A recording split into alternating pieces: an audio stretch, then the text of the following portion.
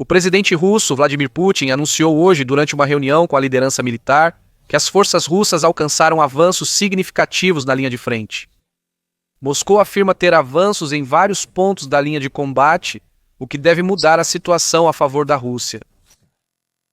Essas afirmações foram feitas em meio a combates intensos em andamento, e agora vamos analisá-las uma a uma, junto com o contexto e as reações do outro lado. Segundo a liderança russa, tropas russas teriam tomado Mirnorad, em Donetsk. Moscou apresenta isso como um sucesso importante na longa e intensa batalha por Pokrovsk, um dos confrontos mais duradouros desta frente, que já se estende por mais de um ano. Mirnorad fica nas proximidades imediatas de Pokrovsk e faz parte de sua retaguarda defensiva e logística. Para a Rússia, conquistar a cidade enfraquece a defesa ucraniana, dificulta o abastecimento e abre caminho para novos avanços. Por isso, Mirnorad tem sido alvo de pressão constante nos últimos meses.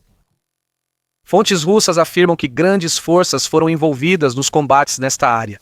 Em algumas fases, segundo eles, dezenas de milhares de soldados. A defesa ucraniana deveria ter menos unidades, mas com vantagem de preparação, fortificações e conhecimento do terreno. Os combates deveriam ocorrer não só nas vias de acesso, mas também perto das zonas industriais e bairros residenciais. De acordo com a versão russa dos acontecimentos, houve um cerco gradual da cidade.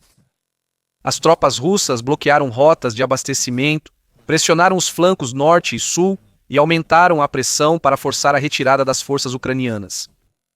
Moscou afirma que o resultado dessa abordagem foi a tomada do controle da cidade.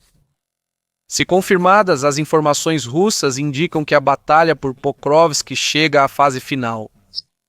Isso significaria que os russos poderiam começar a concentrar forças nas últimas grandes posições ucranianas em Donbás. É também o centro do poder ucraniano na região de Sloviansk e Kramatorsk. Do ponto de vista ucraniano, no entanto, Mirnorad nunca foi defendida como um único ponto forte, mas sim como parte de uma linha de defesa mais ampla em profundidade.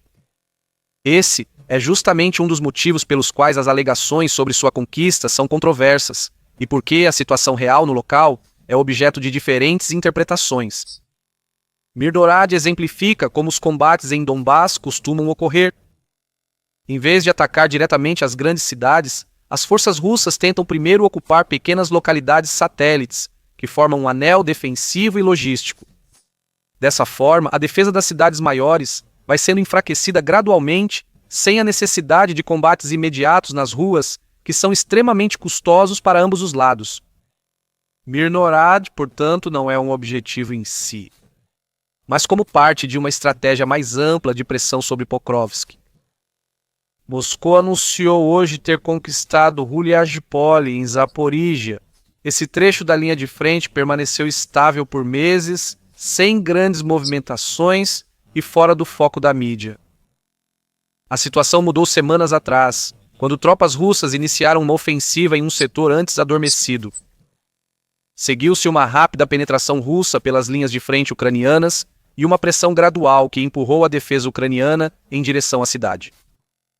Hulyazhpol tem não apenas um significado simbólico, mas também operacional.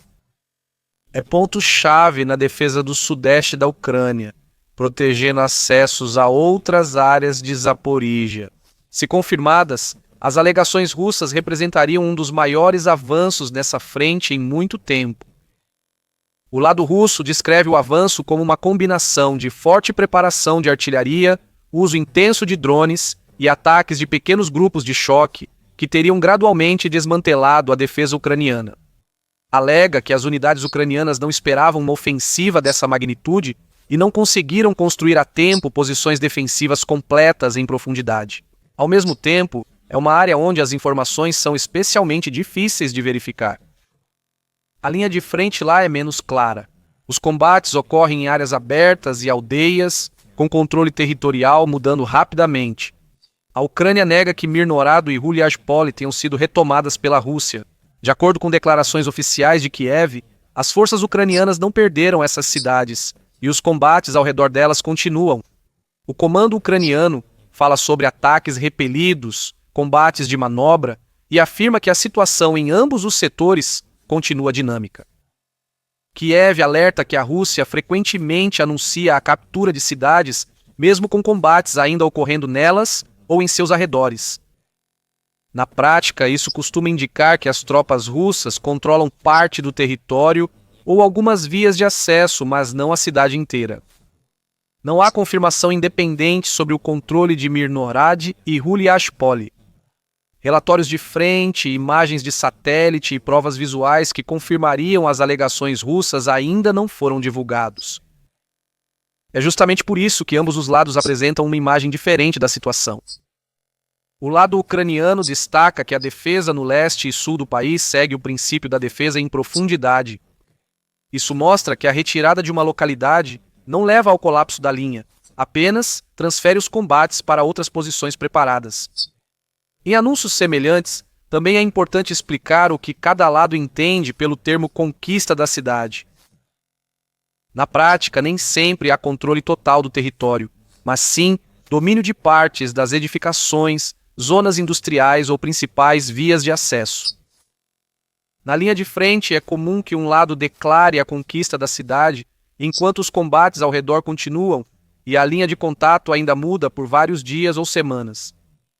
Controlar a cidade não encerra os combates, apenas desloca o conflito para as margens ou outra linha de defesa. No contexto mais amplo do desenvolvimento na linha de frente, vale mencionar também o caso da cidade de Siversk, que não faz parte das declarações russas de hoje, mas ilustra como a situação em algumas áreas evoluiu gradualmente nas últimas semanas. Siversk atualmente está sob controle russo, confirmado por mapeamentos ucranianos como o Deep State. A linha de frente avançou para o oeste da cidade e Siversk não está mais no centro dos combates.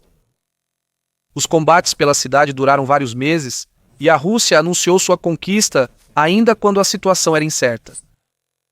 Aos poucos, as tropas ucranianas recuaram para novas linhas defensivas devido à pressão da artilharia e ameaça de cerco.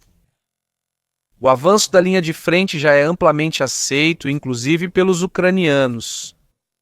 Siversk, portanto, representa um exemplo de ganho real e confirmado pela Rússia, que não ocorreu de repente, mas como resultado de uma pressão prolongada e do desgaste gradual da defesa. Um desenvolvimento completamente diferente é observado no caso da cidade de Kupiansk. Lá, as tropas russas avançaram significativamente no período recente e estiveram muito perto de tomar o controle da cidade. Moscou já sugerira que a queda de Kupiansk era só questão de tempo. Depois, um contra-ataque ucraniano surpreendeu as forças russas. As unidades ucranianas conseguiram penetrar na retaguarda russa, interromper as rotas de abastecimento e pressionar as tropas que avançaram demais sem proteção suficiente nos flancos. Como resultado, parte das forças russas ficou em uma situação complicada na região. Algumas unidades foram repelidas e outras ficaram parcialmente cercadas. Kupiansk mostra que pressão prolongada e superioridade numérica não garantem sucesso, principalmente se o adversário reage rápido e de forma coordenada. A situação na linha de frente segue confusa, e as alegações russas não foram confirmadas de forma independente. Nos próximos dias, será fundamental observar se as alegações russas sobre Mirnorad e Hulyashpoli aparecerão também em mapas independentes e imagens de satélite, ou se os combates nessas áreas continuarão sem um resultado claro. O que ocorrer nessas áreas revelará se é um avanço real da linha de frente ou só mais uma fase da guerra de desgaste. Se você gostou do vídeo, ficarei grato por um like e não deixe de se inscrever para não perder os próximos vídeos nos quais estou trabalhando. Você pode apoiar meu trabalho através do agradecimento e se quiser que o vídeo chegue a mais pessoas, clique em recomendar. Eu agradeço muito.